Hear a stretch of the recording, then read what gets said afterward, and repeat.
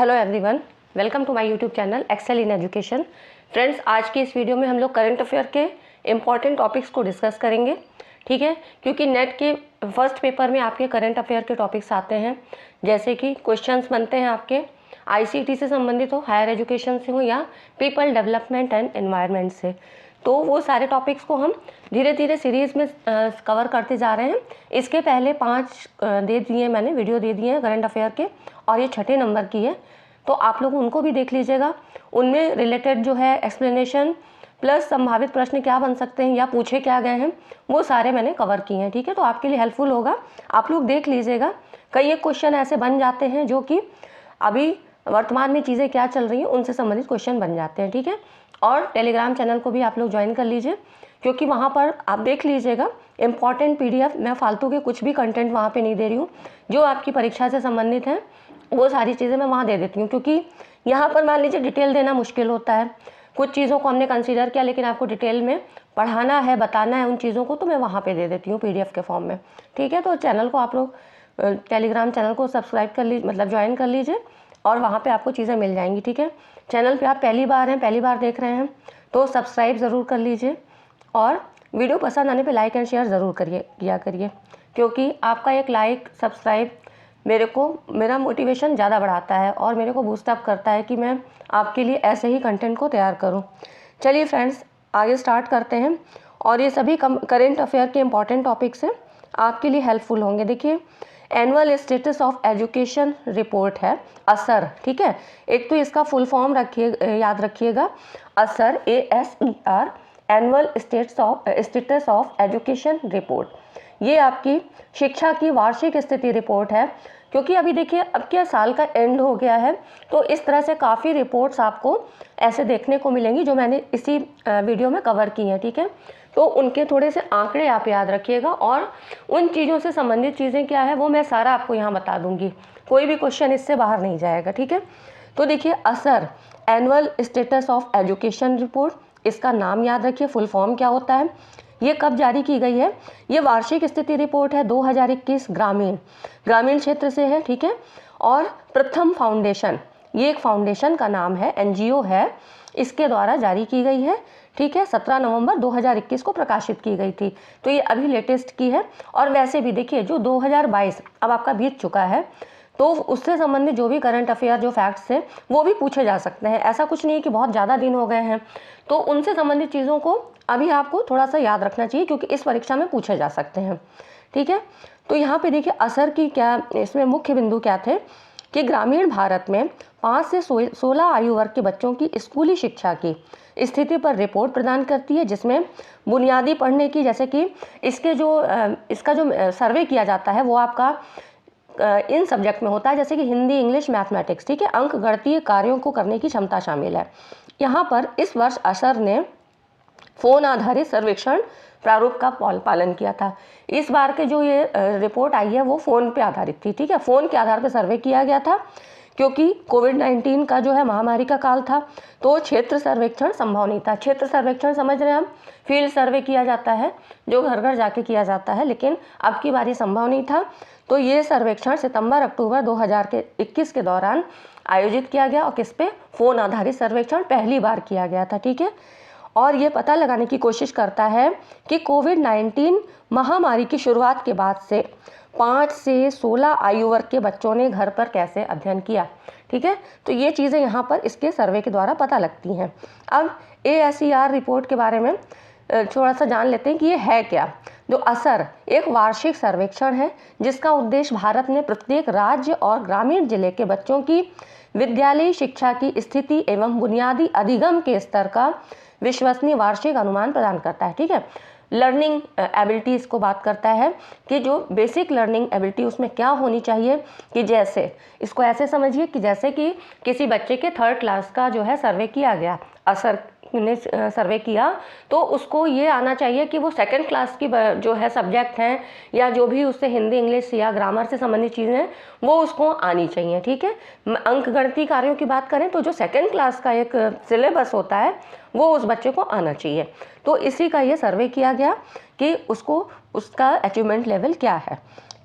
ASER Bharat के सभी ग्रामीण जिलों में 2005 से प्रत्येक वर्ष आयोजित किया जा रहा है। ठीक है, प्रत्येक वर्ष होता है। कब से होता है? 2005 से होता है। फाउंडेशन क्या थी इसकी? NGO क्या था ये? प्रथम। ठीक है, इसका नाम क्या है? प्रथम। और ASER भारत में सर्वाधिक वृहद नागरिक नेतृत्व वाला सर्वेक्षण है। ये इसलिए फैक्ट्स बता रही हूँ आपको, ये समझिए कि स्टैटिक जीके का पार्ट है। लेकिन जब आपके क्वेश्चन ऐसे बनते हैं NTA के द्वारा जो पूछे जाते हैं कि जैसे आपको 4 ऑप्शन दे दिए गए, अब उसमें से मैच करना है कि इसमें से कौन से 3 है या कौन से 2 है, असर वार्षिक रिपोर्ट से क्या कौन कौन सी चीज़ें संबंधित हैं, तो वहाँ पे आपको क्या है, टिक फाइंड आउट करने पड़ते हैं कि इनमें से कौन कौन से इसके जो बिंदु हैं। ठीक है, तो जो असर का संचालन प्रथम एक गैर सरकारी संगठन के द्वारा आयोजित किया जाता है, मतलब एक NGO है। ठीक है, ऐसे ये आप याद रखिएगा। इसके बारे में थोड़ा सा और जान लेते हैं कि देखिए, असर सर्वे में कक्षा 1 से 8वीं तक पढ़ने वाले बच्चों के स्तर की जांच किया जाता है और सामान्य तौर पे 3 से 16 वर्ष के बच्चों को असर सर्वे में शामिल किया जाता है। सर्वे विषयवार होता है। ये सब इसके फैक्ट्स हैं। ठीक है, असर सर्वे में जिन विषयों को शामिल किया जाता है वे जैसे हिंदी, अंग्रेजी, गणित हैं। तो इन्हीं को जो इसका सर्वेक्षण होता है वो क्या होता है? असर टूल्स होते हैं। इस तरह से असर सर्वे टूल्स। असर सर्वेक्षण 3 से 16 वर्ष की आयु के बच्चों की नामांकन स्थिति और मतलब 3 से 16 बच्चों के नामांकन स्थिति, एनरोलमेंट, कितने बच्चों को वहाँ पे रजिस्टर किया गया, कितना दर्ज किया गया। ठीक है, और 5 से 16 वर्ष की आयु के बच्चों को राष्ट्रीय, राज्य और जिला स्तर पर बुनियादी शिक्षा और अंक गणितीय स्तर के प्रतिनिधि अनुमान उपलब्ध कराता है। 3 से 16 वर्ष के बच्चों का तो वहाँ पे एनरोलमेंट होना चाहिए सरकारी स्कूलों में। ठीक है, और 5 से 16 वर्ष के बच्चों को यहाँ पर बुनियादी शिक्षा, जो बेसिक लर्निंग एबिलिटी है और मैथमेटिकल जो एबिलिटी है वो जो है यहाँ पे चेक की जाती है।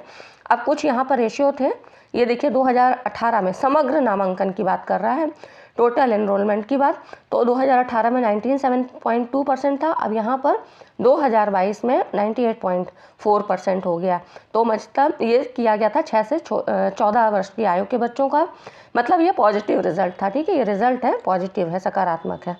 अब इसके रिपोर्ट के प्रमुख निष्कर्ष क्या हैं, तो खास बिंदु मैंने यहाँ पे ले लिए हैं। ठीक है, और इसकी जो फाइनल पूरी रिपोर्ट है, अगर आप मतलब मैं वहाँ पे टेलीग्राम पे दे दूँगी। ठीक है, अगर आपको वहाँ पढ़ना है तो आप पढ़ लीजिएगा। पूरा इसका रिपोर्ट काफ़ी ज़्यादा आंकड़े हैं तो वहाँ पे दे दूँगी। और यहाँ पे हमने इंपॉर्टेंट चीज़ें ली हैं। तो देखिए, असर 2021 रिपोर्ट के महत्वपूर्ण निष्कर्ष इस प्रकार हैं, जैसे कि रिपोर्ट के अनुसार 2018 और 20 के बीच सरकारी स्कूलों में नामांकित बच्चों के अनुपात में वृद्धि हुई है। नामांकन जो है 64.3 से 65.8% हो गया था। ठीक है, लेकिन 2021 में जो अभी के ये आंकड़े हैं उसमें कितना है? 70.3%। ठीक है, 70.3%। याद रहेगा। पिछले साल की तुलना में निजी स्कूलों में नामांकन दर में कमी आई है, प्राइवेट स्कूलों में कम हो गए हैं। 2020 में कितना था? 28.8% था, जो 2021 में घटकर 24.4% हो गया है। मतलब अब बच्चे प्राइवेट स्कूलों में ना जाके वहाँ जा रहे हैं। ठीक है, सरकारी स्कूल में। भले ही अब यहाँ पर देखिए स्मार्टफोन का दिया है कि निजी स्कूलों में क्या था? 79% बच्चों के पास घर पर स्मार्टफोन था, जबकि सरकारी स्कूलों में 63.7% बच्चों के पास स्मार्टफोन तक पहुँचती। ठीक है, 2021 में मतलब ये आंकड़े दिए गए हैं। अब स्कूल बंद रहने के दौरान ट्यूशन लेने वाले बच्चों की संख्या में 40% की वृद्धि हुई। तो ये सारे असर के निष्कर्ष हैं। बाकी चीज़ें और भी जो थी इससे संबंधित वो मैं आपको PDF के फॉर्म में वहाँ पे दे दूँगी टेलीग्राम चैनल पे, तो आप लोग ज्वाइन कर लें। अब देखिए, अब एक और रिपोर्ट आई है, ये भी 2021-22 की, शिक्षा में सकल नामांकन अनुपात report, unified district information system for education plus UDISE plus. अब देखिए UDISE प्लस, अब प्लस क्यों लिखा है, क्यों नहीं खाली UDISE लिख दिया है? चलिए इसको समझते हैं। पहले तो इसका फुल फॉर्म याद रखिए, unified district information system for education plus. ठीक है, इसको ऐसे याद रखिए, DI तो मतलब डिस्ट्रिक्ट इंफॉर्मेशन, बाकी एजुकेशन प्लस है। ठीक है, सिस्टम फॉर एजुकेशन प्लस। तो ये कब है? नवंबर 2022 को। किसके द्वारा? शिक्षा मंत्रालय के द्वारा, जिसको MHRD पहले कहते थे ना, बार बार मैं बताती हूँ इन चीज़ों को। तो अब क्या है? एजुकेशन मिनिस्ट्री है, शिक्षा मंत्रालय, इनके द्वारा भारत की स्कूली शिक्षा पर एकीकृत जिला शिक्षा सूचना प्रणाली प्लस, मतलब unified district information system for education plus, इसकी रिपोर्ट जारी की गई है। अब पहले जानते हैं UDISE क्या है। मतलब प्लस को हम बाद में समझेंगे, पहले ये जानते हैं UDISE क्या है। तो शिक्षा के लिए ये जो है UDISE ये 2012-13 में शुरू की गई। ये स्कूल शिक्षा पर सबसे बड़ी प्रबंधन सूचना प्रणालियों में से एक है। ठीक है, किससे संबंधित है? प्रबंधन सूचना प्रणाली। इसमें 15 लाख से अधिक स्कूल और 26.4 करोड़ से अधिक बच्चे शामिल हैं। इस प्रणाली में डेटा को पहले कागज़ के प्रारूप में भरा जाता था, ठीक है, पेपर वर्क होता था, फिर मैनुअल रूप से कंप्यूटर में दर्ज किया जाता था। तो ये हुआ UDISE। अब यहाँ पे प्लस नहीं है, ठीक है। अब हम जानते हैं UDISE प्लस क्या है। UDISE प्लस जो है UDISE का एक मॉडिफाइड फॉर्म है, ठीक है, जहाँ स्कूलों से डेटा ऑनलाइन और वास्तविक समय में एकत्र किया जाता है। यहाँ पर ऑनलाइन ही जो है कलेक्शन होगा डेटा का। UDISE सिस्टम में मौजूद मुद्दों जैसे डेटा और देरी में त्रुटियों को दूर करने के लिए है। मतलब जो UDISE प्लस है, क्योंकि मॉडिफाइड स्ट्रक्चर है, तो यहाँ पर कोई भी डिले नहीं होगा, क्योंकि वहाँ पर क्या होता था कि जाके पेपर वर्क किया जाता था, तो भाई टाइम तो लगेगा, है ना, मैनुअली था। तो इसलिए UDISE प्लस को 2018-19 में स्कूल शिक्षा और साक्षरता विभाग द्वारा विकसित किया गया। UDISE प्लस सिस्टम में डेटा कैप्चर, डेटा मैपिंग और डेटा के सत्यापन के संबंध में सुधार किए गए। तो ये क्या है? एक मॉडिफाइड फॉर्म है, ठीक है। अब इसकी जो रिपोर्ट में क्या क्या चीज़ें आई, तो इम्पॉर्टेंट फैक्ट्स क्या थे इस रिपोर्ट में? हायर सेकेंडरी की बात कर रहा है। उच्चतर माध्यमिक स्कूलों में 2020-21 के 53.8% GER में सुधार दर्ज किया गया और वर्ष 2021-22 में 57.76% हो गया, ठीक है। तो कितनी इंक्रीमेंट हुआ है ना, 57.6% हो गया। अब GER कह रहा है ग्रॉस एनरोलमेंट रेशियो, ठीक है, इसका फुल फॉर्म होता है GER, ग्रॉस एनरोलमेंट रेशियो, सकल नामांकन अनुपात। सकल नामांकन अनुपात क्या होता है कि मतलब जैसे जिस भी एज ग्रुप का है, जैसे कि उच्चतर माध्यमिक की बात कर रहा है, तो उस एज ग्रुप के कुल बच्चों की संख्या और उसमें से फिर लिए जाते हैं कितने एनरोल किए इंटू 100, ठीक है। टोटल बच्चे कितने हैं, फिर उससे एनरोलमेंट कितने हुए और इंटू 100, ऐसे करके GER, ग्रॉस एनरोलमेंट रेशियो, निकाला जाता है। और वर्ष 2021-22 के दौरान स्कूली शिक्षा में 95.07 लाख शिक्षक संलग्न है, जिनमें से शिक्षिकाओं की संख्या ज़्यादा थी, 51% से अधिक, ठीक है। तो ये 51% से ज़्यादा अधिक संख्या फीमेल टीचर्स की थी। PTR, प्यूपिल टीचर रेशियो क्या था 2021-22 में? PTR प्राथमिक में 26, उच्च प्राथमिक में 19 और माध्यमिक में 18, उच्चतर माध्यमिक में 27 रहा। तो इस तरह से इसमें सुधार आ रहा है, ठीक है, 2021-22 में। और यहाँ पे और 2018-19 में तो यहाँ पे इतना था, देखिए प्राइमरी में कितना था, 28 था। प्यूपिल टीचर रेशियो समझ रहे हैं कि एक टीचर पे कितने बच्चे, मतलब ये हुआ कि जैसे एक क्लासरूम में एक टीचर है और वहाँ बच्चों की संख्या कितनी है, तो ये रेशियो होता है। तो देखिए यहाँ पर उस समय कितना था, जैसे कि उच्चतर माध्यमिक में 30 शिष्य शिक्षक अनुपात था और अब कितना था, उच्चतर माध्यमिक में 27 रहा, ठीक है। तो ये सारी चीज़ें, ये रेशियो थे कुछ। अब उच्च शिक्षा में अगर हम इसकी बात करें, ये तो हो गया उच्चतर माध्यमिक की बात। हायर सेकेंडरी की बात, एक और क्वेश्चन यहाँ से बनता है कि उच्च शिक्षा पर AISHE की रिपोर्ट भारत में कितनी, मतलब उच्च शिक्षा में GER कितना है 2019-20 की रिपोर्ट, तो 27.1%, ठीक है। फिर और क्या क्वेश्चन बनता है, NEP 2020, ये क्वेश्चन पूछा भी गया था आपका कि NEP 2020 के मतलब नई शिक्षा नीति 2020 के अनुसार 50% जो GER का लक्ष्य 50% तक रखा गया है 2030 तक, मतलब ऐसे पूछा गया था क्वेश्चन, मुझे एग्जैक्ट नहीं याद आ रहा है कि 2030 तक कितने % लक्ष्य को रखा गया है NEP 2020 के द्वारा, तो 50% का, ठीक है। पहले 100% रखा गया था, लेकिन फिर बाद में घटा के 50% हो गया। अब ये लक्ष्य कैसे पूरा किया जा सकता है, जैसे कि हायर सेकेंडरी की बात हम इस रिपोर्ट में कर रहे हैं, तो हायर सेकेंडरी पे मतलब कि 12वीं कक्षा को, 12वीं तक की जो कक्षा है उसको सफलतापूर्वक पूरा कराना ज़रूरी है। और ये मतलब किन कारणों से होता है कि जैसे कम इनरोलमेंट हुए, आगे के बच्चे पढ़ाई कर ही नहीं पाए, है ना, किसी तरह 5th तक गए, आगे 8th तक जैसे तैसे हुई, उसके बाद फिर आगे नहीं कंटिन्यू हो पाई, तो कैसे कंप्लीट होगी, हायर सेकेंडरी तक कैसे पहुंचेंगे? तो यही होता है क्योंकि ड्रॉप आउट हो जाता है ना, बच्चों ने जाना छोड़ दिया, उनके घर की स्थितियां ऐसी हैं, तो ये सारे कारण होता है। इन सबों को दूर करके इस GER% को बढ़ाया जा सकता है, ठीक है। कुछ क्वेश्चन आपके NTA में ऐसे बनते हैं जो आपके बौद्धिक स्तर की जांच करते हैं, ठीक है। तो आपको सोच समझ के, और समझ के मतलब उनकी जो है, जब आप चीज़ों को जानते रहेंगे तो आप वहाँ बिल्कुल कर ले जाएंगे, उसमें कोई घबराने वाली बात नहीं है, ठीक है। तो ये हो गया आपका इस रिपोर्ट के बारे में। अब देखिए यहाँ पर एक क्वेश्चन बनता है, सरकारी एवं निजी विश्वविद्यालयों और कॉलेजों में अनुसंधान क्षमताओं को बढ़ाने हेतु किस योजना की शुरुआत की गई। ये भी 2022 की रिपोर्ट है। तो देखिए, जब अनुसंधान क्षमताओं की हम बात करते हैं तो इसके लिए आया था state university research excellence, sure, इसकी जो है इसकी शुरुआत की गई। और इस योजना, अब इससे दूसरा क्वेश्चन बनता है, इस योजना की शुरुआत किसके द्वारा की गई। तो सर्व विज्ञान और इंजीनियरिंग अनुसंधान बोर्ड, इन दोनों के फॉर्म याद रखिए। State university research excellence sure is a new scheme of the science and engineering research board, SERB की, मतलब जो science and engineering research board है इसी का ही ये पार्ट है, स्टेट यूनिवर्सिटी रिसर्च एक्सीलेंस, ठीक है। तो इसको आपको याद रखना है क्योंकि आपकी रिसर्च से संबंधित है और कुछ नए मतलब इसमें सुधार किए जा रहे हैं, इसलिए इसको जानना ज़रूरी है। ये आपकी है करीब मई जून की रिपोर्ट है। यहाँ पर देखिए, सर्व, इसका क्या उद्देश्य है। ये योजना विज्ञान, इंजीनियरिंग और क्वालिटेटिव सोशल साइंस के क्षेत्रों में अनुसंधान और विकास करने के लिए भारत भर के निजी विश्वविद्यालयों और कॉलेज सहित राज्य विश्वविद्यालय और कॉलेजों से संबंधित सक्रिय शोधकर्ताओं को अनुसंधान सहायता प्रदान करती है। जो भी एक्टिव रिसर्चर हैं वो आपके निजी विश्वविद्यालय से हों, कॉलेज से हों, ठीक है, और राज्य विश्वविद्यालय मतलब स्टेट यूनिवर्सिटी के हों, कॉलेज से हों, वहाँ सबके लिए यहाँ पे ये अनुसंधान रिसर्च फेलोशिप जिसको कहते हैं ये प्रदान करती है। ये योजना विभिन्न राज्य और निजी विश्वविद्यालयों और कॉलेजों में अनुसंधान के नए अवसर पैदा करेगी और इन संस्थानों की फैकल्टी और छात्रों में वैज्ञानिक सोच का प्रचार करेगी।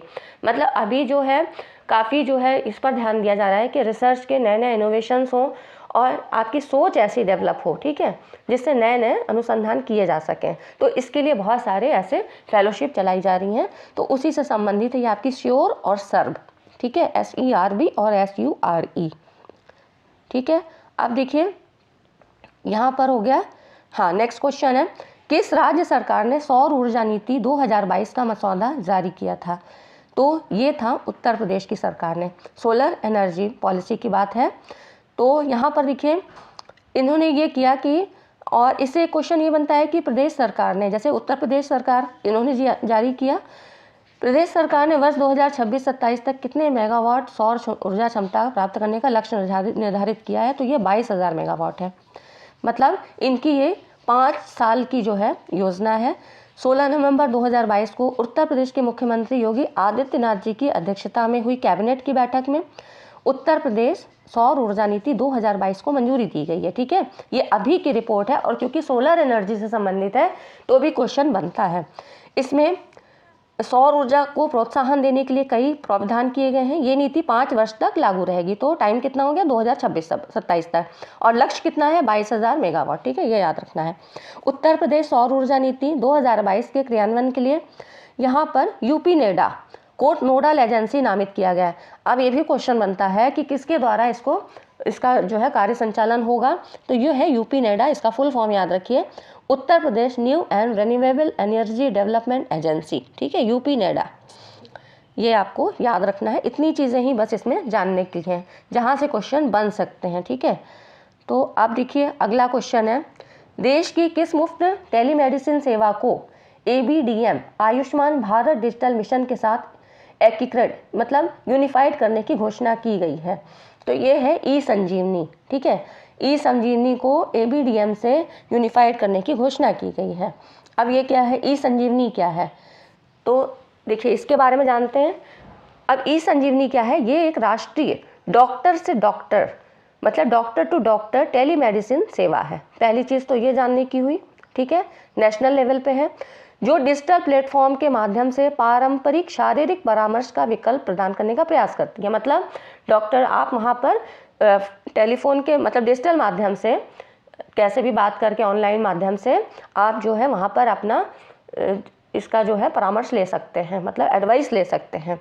ई-संजीवनी Ayushman Bharat digital health mission का एक महत्वपूर्ण हिस्सा है और ई संजीवनी एप्लीकेशन के माध्यम से 45,000 से अधिक ABHA-ID बनाई गई है। अब ये क्या होता है ABHA-ID? ये है Ayushman Bharat health account card. ठीक है, मतलब एक कार्ड बनेगा तभी तो आप वहाँ पर जाके अपना रजिस्ट्रेशन करा सकोगे और आपका फिर आगे का प्रोसेस हो पाएगा। इस मंच के उपयोग के लिए 10 राज्य आगे हैं, जैसे कि आंध्र प्रदेश, पश्चिम बंगाल, ये सारे, जिसमें कि जो है आपके तेलंगाना, गुजरात, ये सारे हैं। ठीक है, 10 हैं। तो इस तरह से ये हो गया आपका आयुष्मान भारत डिजिटल मिशन और ई संजीवनी। अभी हम ABDM के बारे में भी थोड़ा सा जान लेते हैं, क्योंकि यहाँ से आपके क्वेश्चन बनते हैं और पूछा भी गया है, इसीलिए मैंने यहाँ पर ही आपको पूरा बताने की कोशिश की है कि अभी करंट से संबंधित क्या है और उसके बाद क्वेश्चन क्या बन सकते हैं, प्लस थोड़ा बहुत उस योजना के बारे में भी जानिए। ठीक है फ्रेंड्स, तो अभी तक वीडियो को आपने लाइक नहीं किया तो लाइक ज़रूर करें और चैनल को सब्सक्राइब ज़रूर कर लें, क्योंकि अभी मैं आगे इसी तरह से संभावित प्रश्नों की सीरीज़ जो है आपको बना के दूंगी कि आपके एग्ज़ाम में वो आपके लिए हेल्पफुल हो। कुछ तो क्वेश्चन आ ही जाएंगे, जैसा कि मैंने पेपर्स देखे हैं 2018 से लेके अब तक, तो किन क्वेश्चंस को बार बार पूछा जा रहा है तो वो मैं आपको दे दूंगी कि आप उन टॉपिक्स को भी तैयार कर लेंगे तो आपका काफ़ी कुछ कवर हो जाएगा। ठीक है, तो इस तरह से आप लोग चैनल को ज्वाइन ज़रूर कर लें। अब देखिए, हम जानते हैं ABDM के बारे में, आयुष्मान भारत डिजिटल मिशन। इसे 2 सितंबर 2021 में प्रधानमंत्री जी द्वारा वीडियो कॉन्फ्रेंस के माध्यम से लॉन्च किया गया था। ठीक है, इसका उद्देश्य क्या है? सभी भारतीय नागरिकों को अस्पतालों, बीमा फर्मों और नागरिकों को आवश्यकता पड़ने पर इलेक्ट्रॉनिक रूप से स्वास्थ्य रिकॉर्ड तक पहुंचने में मदद करने के लिए डिजिटल स्वास्थ्य ID, जिसको ABHA कार्ड कहा गया, ठीक है, ये प्रदान करना है। Ayushman Bharat health account card, ठीक है, याद रखिएगा। मिशन के पायलट प्रोजेक्ट की घोषणा को प्रधानमंत्री ने 15 अगस्त 2020 को लाल किले की प्राचीर से किया था और ये जो मिशन था ये पहली बार इम्प्लीमेंटेड किया गया कहाँ पे? पायलट बेसिस के रूप में 6 यूनियन टेरिटरीज, जिसमें अंडमान निकोबार आइलैंड, चंडीगढ़ था, दादरा एंड नगर हवेली, दमन दीव, लद्दाख, लक्षद्वीप एंड पुडुचेरी। ठीक है, ये जो है 6 यूनियन टेरिटरीज थी। स्वास्थ्य और परिवार कल्याण मंत्रालय के तहत राष्ट्रीय स्वास्थ्य प्राधिकरण, नेशनल हेल्थ अथॉरिटी, ये कार्यान्वयन एजेंसी होगी और आयुष्मान भारत डिजिटल मिशन में भागीदार नागरिकों की सहित स्वैच्छिक, मतलब अपने मन से, ये नहीं है कि कोई प्रेशर नहीं है, अपने मन से ये आप वहाँ पर कर सकते हैं, वहाँ पर एनरोल कर सकते हैं। एक स्वास्थ्य देखभाल सुविधा या एक संस्था में भागीदारी भी स्वैच्छिक है और संबंधित प्रबंधन सरकारी या निजी प्रबंधन द्वारा ली जाएगी। तो ये इसके जो है इससे संबंधित चीज़ें थी कि क्या क्या चीज़ें आयुष्मान भारत डिजिटल मिशन के अंतर्गत हैं। ठीक है, तो ये हो गया आपका। अब देखिए, एक और क्वेश्चन बनता है, ये आपका पूछा गया था अभी जो 2022 की परीक्षा हुई थी, ये इसमें पूछा गया था। ये इसको मैंने लेना इसलिए ज़रूरी समझा क्योंकि ये आपके इसमें भी है, सिलेबस में है, ई गवर्नेंस। ठीक है, तो यहाँ पर ये पूछा गया था कि भारत सरकार द्वारा राष्ट्रीय ई गवर्नेंस योजना के अंतर्गत अवसंरचना के पक्ष, मतलब इंफ्रास्ट्रक्चर एस्पेक्ट्स की बात कर रहा है। तो ये आपका क्या है, यहाँ पे ICT से भी क्वेश्चन बनता है, हायर एजुकेशन से संबंधित बनता ही है, प्लस करंट से संबंधित जो चीज़ें हैं वो भी यहाँ पे हम कवर कर लेंगे। तो इस एक टॉपिक से यही ज़्यादा पूछा जाता है, तो इस चीज़ों को हम कवर लेंगे। अब यहाँ पर देखिए, ये कह रहा है कि यहाँ फिल इन द ब्लैंक्स था, आपको ये फिलअप करना था। ठीक है, for storage of data and hosting application कौन सा होता है, फॉर नेटवर्क कनेक्टिविटी के लिए कौन सा होता है, फॉर कैपेसिटी बिल्डिंग के लिए क्या होता है। तो इस तरह 4 ऑप्शन दिए हैं। चलिए, ये तो क्वेश्चन हो गया, इसका फॉर्मेट हो गया। अब हम इनको समझ लेते हैं कि क्या क्या चीज़ होती हैं, आपको कितना जानना चाहिए। ई गवर्नेंस क्या है? ई गवर्नेंस को सरकारी सेवाएं प्रदान करने, साझेदारी के लिए, शेयर प्रॉपर्टी लेन देन, पहले से मौजूद सेवाओं और सूचना पोर्टलों के प्रमाणीकरण के लिए सूचना और संचार प्रौद्योगिकी आवेदन के रूप में परिभाषित किया जा सकता है। ठीक है, तो ई गवर्नेंस क्या हुआ? सरकारी सेवाओं के लिए और साझेदारी के लिए, लेन देन, ठीक है, इन सब चीज़ों के रूप में इसको जाना जाता है। ई गवर्नेंस का मतलब ही क्या है? ई का अर्थ क्या है? इलेक्ट्रॉनिक। ठीक है, तो यहाँ पर ई गवर्नेंस हो गया। और अब देखिए, अब क्योंकि सूचना पोर्टल के माध्यम से होता है, क्योंकि ई के द्वारा है, इलेक्ट्रॉनिक माध्यम से है, तो सूचना पोर्टल के माध्यम से सूचना और संचार, ICT के, मतलब ICT का भी यूज़ हो रहा है यहाँ पे। ठीक है, अब यहाँ पर SDC क्या होता है? इसमें जो कार्यकारी चीज़ें हैं वो क्या है? तो देखिए, ये राज्य डेटा केंद्र है, SDC। ये भी आपका ये आंसर में था, तो यहाँ पे देखिए आपको ये सारी चीज़ें दी गई थी, है ना, ये ऑप्शन में दिए थे। तो देखिए, SDC क्या होता है? राज्य डेटा केंद्र, स्टेट डेटा सेंटर। ये राष्ट्रीय ई गवर्नेंस योजना की ई गवर्नेंस पहल का समर्थन करने के लिए मुख्य बुनियादी ढांचे के महत्वपूर्ण तत्वों में से एक है। ये राज्यों को G2G, G2C और G2B सेवाओं की कुशल इलेक्ट्रॉनिक डिलीवरी प्रदान करने के लिए सेवाओं, अनुप्रयोगों और बुनियादी ढांचे को समेकित करने के लिए बनाया गया है। मतलब इसका ये किस लिए बनाया गया है? इलेक्ट्रॉनिक डिलीवरी प्रदान करने के लिए। अब किसको अब ये G2G, G2C और G2B क्या है? तो G2G मतलब होता है सरकार से सरकार, government to government. G2C government to जो है ये आपका सरकार से नागरिक, ठीक है। और यहाँ पर G2B सरकार टू बिजनेस, G2E सरकार से कर्मचारी, ठीक है। तो ये हो गया आपका। अब हो गया स्वान, स्टेट वाइड एरिया नेटवर्क। ये क्या है? राष्ट्रीय गवर्निंग योजना के तहत प्रमुख बुनियादी ढांचे के घटकों में से एक है, कंपोनेंट में से एक है। इसका मेन एम क्या है? सरकारी कामकाज के लिए सुरक्षित और उच्च गति नेटवर्क कनेक्टिविटी प्रदान करना। ये कनेक्टिविटी का काम करता है और राज्य मुख्यालय, जिला मुख्यालय, ब्लॉक मुख्यालय को जोड़ता है, ठीक है। अब NISG क्या होता है? National institute for smart government. ये भारत सरकार द्वारा 2002 में केंद्र और राज्य सरकारों को नागरिकों की बेहतर सेवा करने के लिए ई गवर्नेंस कंसल्टेंसी प्रदान करने के उद्देश्य से एक गैर लाभकारी संगठन है। तो ये हो गया NISG। इनके जो है फुल फॉर्म याद रखिएगा और थोड़ा सा काम याद रखिएगा कि क्या होता है। ये सब आपके ई गवर्नेंस से संबंधित है। अब यहाँ पर देखिए, यहाँ पर क्या होता है? सुशासन सूचकांक की क्या है? ये है 2021 में दिया गया था। कब? सुशासन दिवस कब मनाया जाता है? 25 दिसंबर के अवसर पर सुशासन सूचकांक लॉन्च किया गया। इसमें गुजरात को शीर्ष स्थान मिला। यह क्वेश्चन पूछा भी गया था, ठीक है। अब जिला सुशासन सूचकांक DGGI, district good governance index, तो ये अब जो है शुरू किया गया था, मतलब जनवरी 2022 में लॉन्च किया गया। इसमें जम्मू और कश्मीर के 20 जिलों को शामिल किया गया था, ठीक है। तो भारत का पहला जिला सुशासन इंडेक्स है, जिला सुशासन सूचकांक DGGI, district good governance index. अब प्रथम जिला सुशासन इंडेक्स की मुख्य विशेषताएं क्या थी? जिला सुशासन सूचकांक किसके द्वारा शुरू किया गया था? तो केंद्रीय गृह मंत्रालय के द्वारा। पहला जिला सुशासन सूचकांक जम्मू और कश्मीर में जारी किया गया और कितने जो है जिले कवर किए गए? तो जम्मू कश्मीर के 20 जिले, ठीक है। तो ये आपकी क्योंकि लेटेस्ट बनती है, मतलब 2022 का ही है और क्योंकि ई गवर्नेंस से संबंधित है तो ये करंट से संबंधित हो गया, ठीक है। तो इसको थोड़ा आपने जान लिया। अब देखिए और एक है, यहाँ पर देखिए नेक्स्ट क्वेश्चन है द ई कंटेंट, गैर तकनीकी स्नातकोत्तर पाठ्यक्रम के लिए EPG पाठशाला परियोजना के अंतर्गत, EPG पाठशाला है, इसके अंतर्गत जो सृजित ई कंटेंट को, यहाँ पर जो कह रहा है कि जो जनरेटेड ई कंटेंट है इसको किसके द्वारा वेब पर डाला गया, ये क्वेश्चन आपका पूछा गया है, ठीक है। ये आपका प्रीवियस ईयर क्वेश्चन में आपका पूछा गया है, 2021 का शायद ये क्वेश्चन है। तो देखिए यहाँ पर इसको किसके द्वारा डाला गया था? तो इनफ्लिबनेट के द्वारा। यहाँ पर ई पाठशाला के बारे में जान लेते हैं। ई पाठशाला क्या है? ई पाठशाला पोर्टल एक संयुक्त रूप से मानव संसाधन विकास मंत्रालय, जिसको शिक्षा मंत्रालय कहते हैं, भारत सरकार और राष्ट्रीय मतलब NCERT द्वारा, राष्ट्रीय शैक्षिक अनुसंधान प्रशिक्षण परिषद NCERT द्वारा 2015 में शुरू किया गया था। ई पाठशाला शिक्षकों, छात्रों, अभिभावकों, शोधकर्ताओं के लिए शैक्षिक संसाधनों की मेजबानी करता है, जो कि वेब, एंड्रॉयड, iOS और विंडोज़ प्लेटफॉर्म पर भी उपलब्ध है, ठीक है। ये यहाँ पर उपलब्ध है। ये क्या है? अंग्रेजी, हिंदी और उर्दू भाषाओं में उपलब्ध है। तो इस तरह से इन लैंग्वेज को कवर करता है। छात्र पाठ्य पुस्तकों, ऑडियो वीडियो, पत्रिकाओं और अन्य प्रिंट और गैर प्रिंट सामग्रियों सहित सभी शैक्षणिक तक पहुंच प्राप्त कर सकते हैं, मतलब शैक्षणिक संस्थाओं तक, ठीक है, पहुंच प्राप्त कर सकते हैं। ई पाठशाला के माध्यम से उन सामग्रियों को डाउनलोड पर कोई सीमा न होने के चलते उपयोगकर्ता इन्हें ऑफलाइन उपयोग के लिए भी डाउनलोड कर सकता है। ये तो इसकी चीज़ें हो गई। मेन चीज़ तो इसकी लैंग्वेज याद रखिए और किस किस माध्यम से इसको प्राप्त कर सकते हैं, डाउनलोड कर सकते हैं।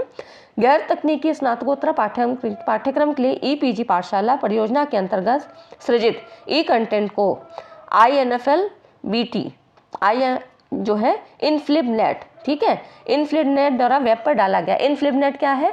Information and library network centre, INFLIBNET है, ठीक है, information and library network centre.